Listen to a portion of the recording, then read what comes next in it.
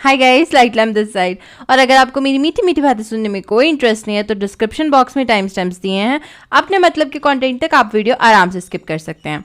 तो चलो आज बात करते हैं कि हम किस क्वेश्चन के ऊपर बात करने वाले हैं। तो आज का जो क्वेश्चन है वो आपकी स्क्रीन पर ये है, ठीक है। तो इसको समझने से पहले कि ऐसा क्यों है कि जहाँ एक संप्रदाय हमारे धर्म में कहता है कि उसे मीट नहीं खाना चाहिए, वहीं दूसरा इस चीज़ की इस चीज़ को अलाउ करता है, ऐसा क्यों है, इसको समझने से पहले आपको कुछ बेहद खास चीज़ें समझनी होगी।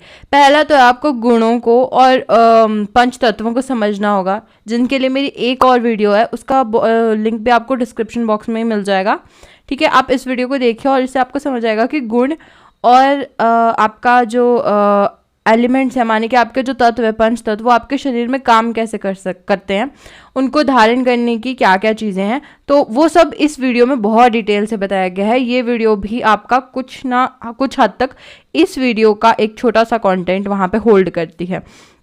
अगर ज़्यादा कुछ नहीं तो सिर्फ एलिमेंट्स देखो और इस तत्वों के बारे में देखो और बाकी सब स्किप कर दो। उस वीडियो में भी डिस्क्रिप्शन में टाइम स्टैम्प्स हैं, तो इजीली तुम्हें सब कुछ अवेलेबल है।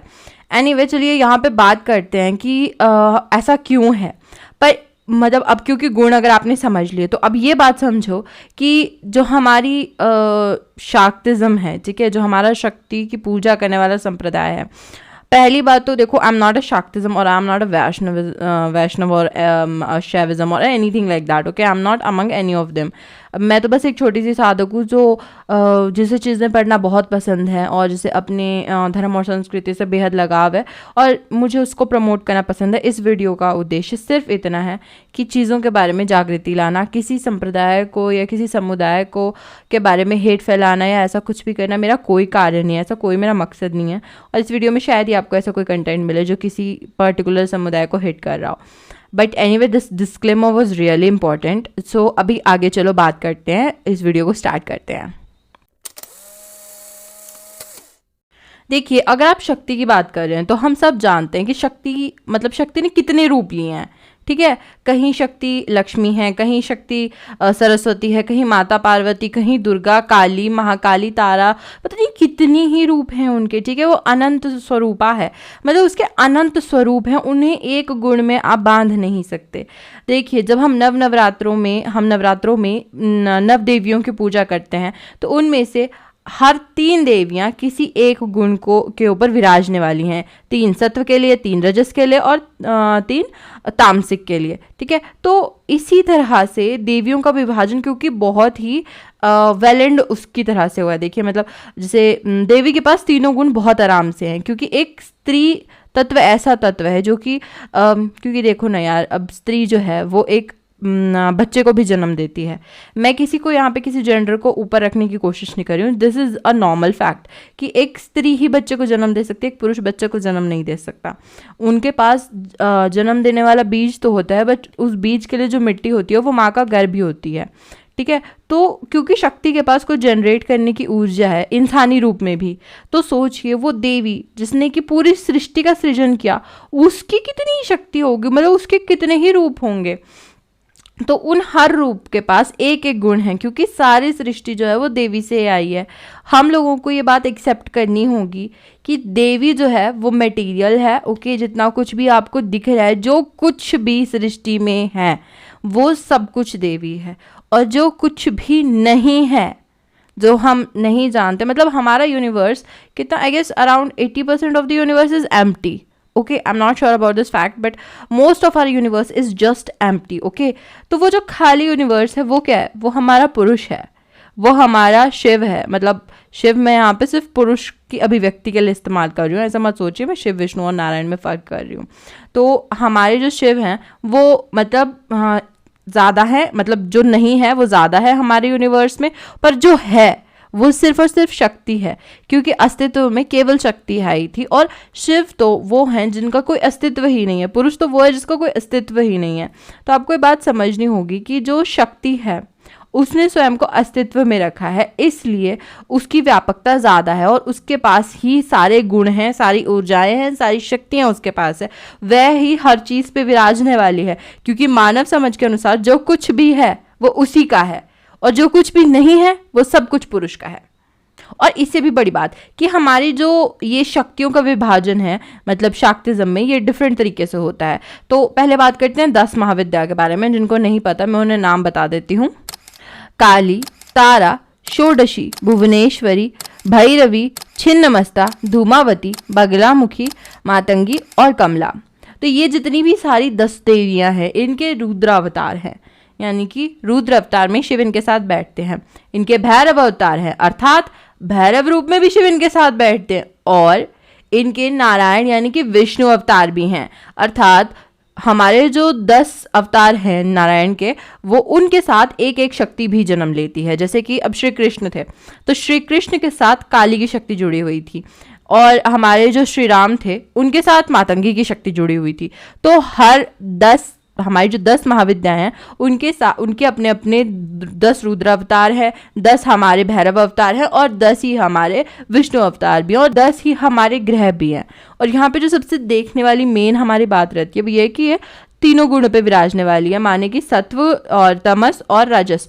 तो अर्थात इन्हें वो भी अलाउड है जो तामसिक चीज़ें होती हैं वो भी अलाउड है, और इन्हें सात्विक चीज़ें भी अलाउड है। तो इसलिए देवी के स्वरूप के ऊपर डिपेंड करेगा कि आप किस चीज़ को धारण करेंगे। अब ज़रूरी नहीं होता कि आराध्य का जो स्वरूप है हमें उसी गुण को धारण करना होता है, ऐसा नहीं होता है। पर कई बार साधना के एक अलग अलग मार्ग होते हैं, 112 तरीके हैं मुक्ति पाने के। उसमें से शाक्तिज्म जो है उसमें अपने अपने तरह के मार्ग हैं, ठीक है। मैंने कहती कि बहुत डिफरेंट है, नहीं, कुछ तांत्रिक मार्ग हैं, ठीक है, कुछ हमारे यौगिक मार्ग हैं और बहुत सारे अलग अलग तरीके हैं। तो उनमें से जो कुछ मार्ग हैं वो तमस गुण से होकर गुजरते हैं। तो उसी तमस गुण में जो हमारे तमस गुण को धारण करने वाले होते हैं, तमस गुण की आराधना करने वाले होते हैं, उन्हें मीट खाना अलाउड होता है। ओके, अब जैसे कि हम स्वामी विवेकानंद जी को ले सकते हैं, क्योंकि ऐसा कई मतलब उन्होंने खुद अपने लेटर्स में लिखा है कि उन्हें मछली खाना बहुत पसंद था। तो आई एम श्योर कि जिन भी देवी की आराधना करते, मुझे भी एग्जैक्टली याद नहीं आ रहा, मैंने पढ़ रखा था, ठीक है, बहुत सब कुछ मिंगल हो जाता है जब हम वीडियो बना रहे होते हैं। तो मुझे इतना पता है कि वो जिस भी देवी की आराधना करते थे वो तामसिक गुण वाली थी, और क्योंकि वो तामसिक गुण के रूप में ही उनकी आराधना करते थे इसलिए वो तमस गुण को अपने शरीर के ऊपर भी धारण करते थे। और मतलब ये मैं अपनी दूसरी वीडियो में भी क्लियर कर चुकी हूँ कि क्यों कुछ इंसानों का मीट खाना अलाउड होता है और कुछ इंसानों को मीट खाना अलाउड नहीं होता है, ठीक है। तो ये डिपेंड आपकी प्रवृत्ति के ऊपर भी करता है कि आपका शरीर जो है वो कौन सी नेचर का है। कई लोग सात्विक नेचर के होते हैं, कई तामसिक होते हैं और कई राजसिक भी होते हैं, ठीक है। अब ज़रूरी नहीं है कि एक सत्व वाले के पुत्र हो तो सत्व ही होंगे, ऐसा नहीं होता है। डिपेंड करता है, मतलब कई बार नक्षत्रों पर डिपेंड करता है, कई बार आपके कर्मों पर डिपेंड करता है, ठीक है, और उस गर्भ धारण करने के समय पर डिपेंड करता है। मतलब बहुत सारे फैक्टर्स हैं। मतलब अगर इस चीज़ को, ये चीज़ें डिफाइन नहीं करेंगी, छोटी छोटी चीज़ें, इस चीज़ के लिए आपको स्वयं को देखना होगा कि आपके भीतर की चीज़ें कैसी हैं। यदि आप तामसिक नेचर के हैं तो आपकी ऊर्जाओं में जड़ता बहुत ज़्यादा होती है, और अगर आप राजसिक नेचर के हैं तो आपकी ऊर्जाओं में गति बहुत ज़्यादा होती है, ठीक है, पर कंट्रोल नहीं होता। राजसिक वालों पे कंट्रोल नहीं होता, और गति और कंट्रोल दोनों ही नहीं होते तामसिक वालों के पास, और ये दोनों ही चीज़ें मौजूद होती हैं किसी भी सत्व गुण वाले के पास। और ऐसा नहीं है कि आप अपनी नेचर के खिलाफ नहीं जा सकते, ऑब्वियसली आप जा सकते हैं, बस आपको थोड़ा सा और एफर्ट पुट करने की ज़रूरत होती है। बट हम क्या करते हैं कि हम बेस्ट चीज़, जब हम अध्यात्म में हम किसी गुरु के साथ जुड़े हुए हैं तो सबसे बड़ी बात तो गुरु को पता होता है कि आपको क्या करना चाहिए क्या नहीं, ठीक है। फॉर एग्जाम्पल, अब मान लेते हैं कि मैं किसी, मतलब मेरे गुरु मेरे जीवन में आते हैं और वो मुझे कहते हैं कि मैं तामसिक नेचर की हूँ, ठीक है। अब मैं सब कुछ उन पे छोड़ दूंगी क्योंकि अब गुरु आ चुके हैं। अब मुझे अपना दिमाग लगाने की ज़रूरत नहीं है कि मुझे ये खाना चाहिए वो नहीं खाना चाहिए। जो वो मुझे निषेध करेंगे मैं वो नहीं खाऊंगी, और जो वो मुझे बता देंगे मैं वो खा लूँगी। क्यों? क्योंकि अब गुरु को बेहतर पता होता है कि आप किस गुण के हैं, क्योंकि भाई गुरु हैं, वो आपके आध्यात्मिक गुरु इसीलिए बने क्योंकि उनको आपसे ज़्यादा नॉलेज है, ठीक है। तो वो आपको आपका गुण बता देंगे और उस हिसाब से वो आपको आपकी साधना भी दे देंगे। अब गुरु आपको जिस चीज़ में इनिशिएट करेंगे सिर्फ वही चीज़ आपके लिए बेस्ट होगी, क्योंकि गुरु को ही पता होता है कि आपके लिए क्या बेस्ट है, ठीक है, कौन सा मार्ग आपके लिए बेस्ट है, आप किस प्रवृत्ति के इंसान हैं। और इससे भी बड़ी बात जो होती है वो ये रहती है कि कई बार देखो हमारे, अब आप इस बात को तो सबको एक्सेप्ट करना ही पड़ेगा कि सनातन में हमेशा सबको वेलकम किया है। आप चाहे तांत्रिक हो, ठीक है, आप चाहे वाम मार्गी हो, दक्षिण मार्गी हो, चाहे आप सन्यासी हो, साधु हो, आप गृहस्थ हो, किसी भी प्रकार की चीज़ को हमने एक्सेप्ट किया है। और ये चीज़ हमारे धर्म को सबसे खास बनाती है। ठीक है, ये चीज़ हमें बाकी धर्मों से, मतलब बाकी धर्म तो मतलब समझ गए ना आपकी, मतलब बाकी धर्मों से ये चीज़ हमें बहुत अलग करती है। तो हमारी जो ये खासियत है कि हम हर चीज़ को एक्सेप्ट करते हैं, क्योंकि हम हर चीज़ के पीछे की लॉजिकल साइंस देखते हैं, और उससे भी बढ़कर हम किसी भी चीज़ के पीछे का सत्य देखते हैं। ठीक है, तो जो हम अभी बात कर रहे हैं सात्विक गुण की और इन सब चीज़ों की, ये हमारी योगिक साइंसेस के अंदर आती हैं। तो ये जीवन जीने का एक स्तर है, एक तरीका है। ओके, ये कोई वेल एंड डेफिनेट चीज़ नहीं है कि भाई बस यही है या फिर यही करना चाहिए। ये जीवन जीने का एक स्तर है, जीवन जीने की एक समझ है। ओके, जैसे अब अगर आपको पता होगा कि आपके लिए आप प्याज से एलर्जी को, तो आप प्याज नहीं खाओगे। यदि आपको नहीं पता, आपने कभी टेस्ट नहीं करवाया, ठीक है, आपको पता ही नहीं चला कि आप प्याज से एलर्जी को, तो आप सारी उम्र प्याज ही खाते रहोगे ना। फिर चाहे आपको बेशक थोड़े थोड़े बाद उल्टियाँ होते रहे या फिर आपका डाइजेशन खराब रहे। फॉर एग्जाम्पल, जैसे जिनको पीनट से एलर्जी होती है, ठीक है, ये बहुत कॉमन चीज़ है, ये एग्जाम्पल बेस्ट है। जिन्हें पीनट से एलर्जी होती है, अगर वो पीनट खा रहे हैं, मतलब सिवियर एलर्जी नहीं है, ओके, एक मीडियम लेवल की एलर्जी है कि बस उनको खाने से छोटे मोटे रिएक्शन होंगे, और वो कभी कभार ज़िंदगी में पीनट खा लेते हैं, तो वो सोचेंगे यार क्या मुझे रिएक्शन हो गया, क्योंकि अब हमारे पास टाइम है ये सोचने का कि हमारे को रिएक्शन हो गया। अब जिसके सिर पे सुबह से टोकरा रखा है कि कल शाम की रोटी का उसको, मतलब आज शाम की रोटी का उसको पता नहीं उसने क्या खाना है, क्या उसके पास इतना टाइम होगा ये सोचने का कि मुझे पीनट से रिएक्शन हुआ या मुझे किस चीज़ से रिएक्शन हुआ, कि मेरी तबीयत खराब है। भाई वो जो भी करेगा वो मतलब वो क्या करेगा, वो अपने खाने का इंतजाम करने की कोशिश करेगा। उसके लिए सबसे मेन सबब क्या है, उसका खाना। तो उससे फ़र्क नहीं पड़ेगा उसे किस चीज़ से एलर्जी, जब तक इस पेट में खाना है वो खुश रहेगा। ठीक है, तो यही चीज़ है कि आज हमारे पास टाइम है तो हम ज़्यादा चीज़ों पे ध्यान दे पा रहे हैं। तो ये जीवन जीने का एक स्तर है, एक तरीका है। ओके, ये कोई ऐसी चीज़ नहीं है कि आपको मानना ही मानना है, ऐसा नहीं है। अरे अब रही जहाँ तक कि वैष्णव समुदाय की बात, तो हम बात करें श्री हरि नारायण विष्णु की।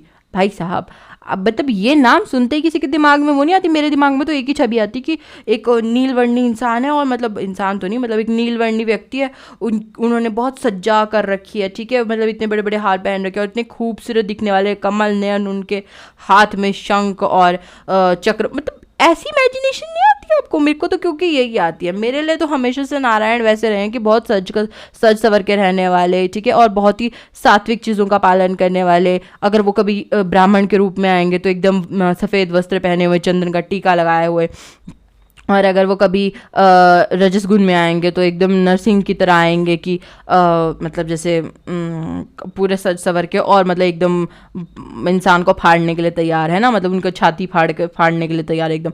तो जो नारायण हैं वो सत्व गुण पे विराजने वाले हैं, और उनके आगे को जितने भी समुदाय हैं, क्योंकि हम देखो अक्सर ईष्ट से ही हम प्रभावित होते हैं। हमारे अंदर की जो चीज़ है ना वो हमारा ईष्ट, मतलब क्योंकि अब हम प्यार करेंगे किसी से तो हम उसको धारण करने लगते हैं। जब हमारा प्रेम हद से ज़्यादा बढ़ जाता है तो हम चीज़ों को धारण करने लगते हैं। हर पूजा धारण करने के मकसद से नहीं की जाती है, पर अधिकतर प्रेम अधिकतर नहीं, सभी प्रेम धारण करने की मनसा से ही किया जाता है। अगर मान लीजिए मैं माता काली से प्रेम करती हूँ तो मैं उनके गुण धारण करूँगी। यदि मैं नारायण से प्रेम करती हूँ तो मैं उनके गुण धारण करूँगी। तो जो संप्रदाय आसपास बने नारायण जी के, वो सारे जो बने वो उनके गुण को ध्यान में रखते हुए बने, जो उनको पसंद है, ताकि उनका मतलब उनके समुदायों का, उनके संप्रदाय के लोगों का और नारायण का एक सर्टेन टाइप का एक बॉन्ड बना रहे, ठीक है, एक मर्यादा बनी रहे। इस चीज़ के लिए सभी जितने भी वैष्णव हैं वो सब सत्व गुण का पालन करने वाले हैं।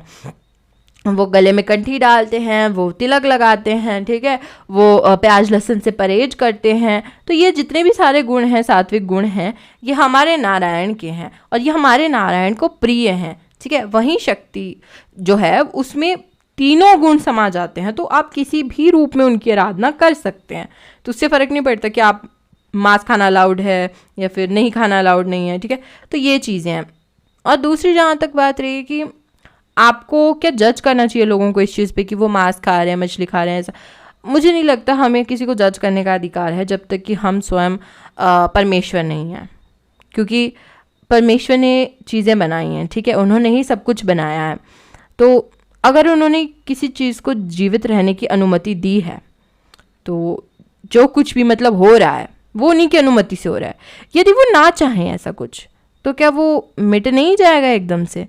तो मतलब क्या हमारे परमेश्वर में जब उन्होंने सब कुछ बना दिया, क्या उनके पास इतनी ताकत नहीं है कि वो एक मतलब अगर उनको कुछ पसंद नहीं है तो एक बार में डिलीट कर दें? अगर असुर और बुरी शक्तियाँ और बुरी चीज़ें हमारे दुनिया के लिए अच्छी नहीं होती या इम्पॉर्टेंट नहीं होती, तो क्या आज तक प्रभु ने उनको छोड़ा होता? सवाल है, सिंपल नॉर्मल क्वेश्चन है कि यदि वो सच में हमारे लिए अच्छी नहीं होती, अगर उनका कोई मतलब कोई औचित्य नहीं होता, तो उनको यूनिवर्स में रहने की इजाज़त मिलती? मुझे नहीं लगता। मुझे नहीं लगता कि प्रभु को अगर कुछ पसंद नहीं है तो वो उस चीज़ को छोड़ेंगे, क्योंकि अब आप स्वयं देख लीजिए, अगर आपको अपने कमरे में कुछ चीज़ पसंद नहीं आ रही है तो क्या आप उसको निकाल के बाहर नहीं फेंकोगे? आप भी फेंकोगे ना, ठीक है? तो बिल्कुल उसी तरह कि हमारे प्रभु को यदि कुछ पसंद नहीं होगा तो वो उसका इलाज करना खुद अच्छे से जानते हैं। तो हम किसी को जज करने वाले नहीं होते हैं कि कौन क्या कर रहा है, कौन मांस खा रहा है, कौन मछली खा रहा है, कौन कैसे रह रहा है, कैसे नहीं, ठीक है? आप जिस समुदाय से बिलोंग करते हैं आप उसके नियमों का पालन कीजिए, और जो कोई भी आगे बढ़ रहा है, ठीक है, अगर कोई आपके साथ मिलना चाहता है तो वेल एंड गुड, आप वेलकम करो। अगर कोई जाना चाहते हो तो उसे मत रोको भाई। अगर किसी को किसी और चीज़ में इंटरेस्ट है उसे करने दो। वैसे भी स्पिरिचुअलिटी एक एक्सप्लोर करने की जगह है, स्पिरिचुअलिटी एक बांध के रखने की जगह नहीं है कि जहाँ पे आप भाई मतलब एक चीज़ में बंध गए तो बस अब यही करना है। वो तब है जब इंसान को अंदर से उस चीज़ की पुकार आ रही हो, ठीक है? अब मुझे पुकार है कि हाँ मैं शिव भक्ति बनना चाहती हूँ, मेरा शिव से बहुत अलग सा नाता है, तो मुझे मतलब शैविज़म में ही जाना है, वो मेरी पुकार है। वट इफ़ अगर मेरे को कल को मन करे कि मतलब अगर मेरे अंदर से पुकार आने लगी कि मेरे को तो जी नारायण मतलब मेरा तो नारायण के साथ कनेक्शन है, मुझे तो नारायण की तरफ जाना है, तो मेरी इच्छा है ना, मेरे कर्म आए हैं। मतलब मैं बोल रही हूँ, ऐसा नहीं है कि आप बंदे को समझाओ नहीं। अगर आपको लगता है वो गलत कर रहे हैं तो ऑब्वियसली इंटरफेयर करो, उन्हें समझाने की कोशिश करो, बट एक हद से ज़्यादा नहीं। सबका अपना अपना जीवन है, सबके अपना अपना कर्मा होते हैं, ठीक है? आप किसी के कर्मों को प्रभावित नहीं कर सकते, और यदि आप करेंगे तो उसकी सज़ा आपको मिलती है। आप किसी के बनाए हुए कर्म चक्र में फालतू में ना फंसें, ये सब मोह माया, इन सब से दूर रहें और किसी को जज ना करें। हमारे सनातन में यही चीज़ मानी गई है कि हम किसी को जज ना करें उसकी स्पिरिचुअल प्रैक्टिसेस के लिए। जो कोई भी स्पिरिचुअल है या आध्यात्मिक मार्ग को किसी भी तरह से परसुए कर रहा है, उसका हाथ जोड़ के अभिनंदन करें। उसकी सेवा हो सकती है तो अवश्य करें, ठीक है? साधु संतों की सेवा करें, हमारे ज्ञानी पुरुषों की, पंडित पुरोहितों की सेवा करें, संतों की सेवा करें। हमारे धर्म हमें यही सिखाता है, चाहे फिर सामने वाला जैसा मर्जी हो। हमारे यहाँ अतिथि देवो भव है, ठीक है? तो हमारे घर आया कोई भी अतिथि कैसा भी हो, चाहे वो असुर ही क्यों ना हो, हमें उसका अभिनंदन करना होगा। यही हम हमारे पूर्वज भी सिखाते हैं और यही हमें हमारा धर्म भी सिखाता है। तो इस चीज़ को मतलब कि किसी चीज़ मतलब किसी के साथ दोस्ती छोड़ना या किसी के साथ रिश्ता तोड़ना सिर्फ इसलिए कि वो मीट खाता है या वो किसी अलग स्वभाव का या वो किसी अलग चीज़ को फॉलो करता है, मेरे हिसाब से ये गलत है। तो ऐसा ना करें अगर आपको मेरी एडवाइस चाहिए तो। Otherwise you are totally free, आप जो चाहें वो करें, आपका जीवन है, ये मेरा जीवन है। मैं बस कैमरे के पीछे खड़े होकर आपको बता सकती हूँ, बाकी चुनना ना चुनना ये आपके ऊपर डिपेंड करता है। बट या that's all for today's video. और होप से मैंने लोगों को ज़्यादा कन्फ्यूज नहीं किया है ना? मैंने ज़्यादा कंफ्यूज तो नहीं किया ना किसी को? अगर किया है तो प्लीज़ कमेंट कर दो नीचे कि या this confused me, okay? But anyway, अगर आपको मेरे साथ कोई पर्सनल क्वेश्चन पूछना है, मैंने अपना ईमेल नीचे दिया हुआ है। अगर आपको बातचीत रखनी है तो आप डिस्कॉर्ड सर्वर ज्वाइन कर सकते हैं, और यदि आपको इससे थोड़ा मिलता जुलता अलग सा कंटेंट देखना है तो आप इंस्टाग्राम ज्वाइन कर सकते हैं। वहाँ पे मेरी गाइड्स चेक कीजिएगा, क्योंकि आजकल तो मैं बस अपनी वीडियोस की क्लिप उठा के वहाँ डाल रही हूँ, क्योंकि मेरे पास टाइम नहीं होता इतना कि मैं दो मतलब अलग अलग प्लेटफॉर्म्स पे इकट्ठे काम कर सकूँ। अब आजकल मैं सिर्फ यूट्यूब पे काम कर रही हूँ। तो हाँ, अगर और कोई सजेशन है आपका वीडियो का आपके पास तो प्लीज़ लिंक कमेंट्स में नीचे लिख दीजिए, ठीक है? और या I guess that was all for the video, और मैं अगली बार मिलूंगी आपसे। अभी के लिए मैं विदा लेती हूँ। अपना ध्यान रखिए और स्पिरिचुअलिटी में आगे बढ़ते रहिए, एंड हर हर महादेव। फिर मिलते हैं, बाय बाय गाइस।